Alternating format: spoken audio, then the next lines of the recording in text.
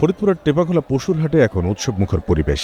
বৃহত্তর ফরিদপুরের বিভিন্ন উপজেলা ছাড়াও ঝিনাইদহ, কুষ্টিয়া, দোহার সহ দেশের বিভিন্ন প্রান্ত থেকে বড় বড় সব গরু ও মহিষ নিয়ে আসছেন খামারিরা। হাটে মাঝারি ও ছোট আকারের গরুর চাহিদা সবচেয়ে বেশি, তবে আকর্ষণ বাড়াচ্ছে বিশালাকৃতির গরু ও মহিষ। স্বাদ ও সাধ্যের মেলবন্ধন ঘটাতে দুপুর থেকে গভীর রাত পর্যন্ত চলছে পছন্দের পশু কেনা বেচা। 50,000 টাকা থেকে শুরু করে 6 লাখ টাকা পর্যন্ত দামের গরু বিক্রি হচ্ছে এই হাটে। 2 লাখ টাকা, 2,10,000, 2,20,000, 1,80,000 টাকা, 1.5 লাখ টাকার এই ধরনের গরু কিনি আমরা। আজা গরুর দাম কম হয়ে আছে। গরুর দাম তো এবার ভালো না কাকা, দাম কম। গরুর বাজার ভালো, গরু আছে ভালো, ক্রেতাও আছে, গরুও আছে।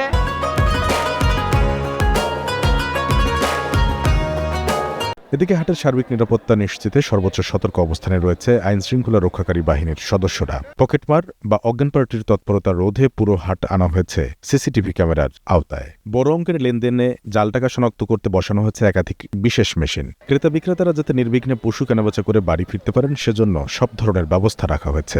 কোনো ব্যাপারীরা যদি কোনো সাফারার না হয় সেই ব্যবস্থা করে আমরা হাট পরিচালনা করতেছি। আইন শৃঙ্খলা যেন অবনতি না হয় সেই উপলক্ষে নিয়োজিত আছে।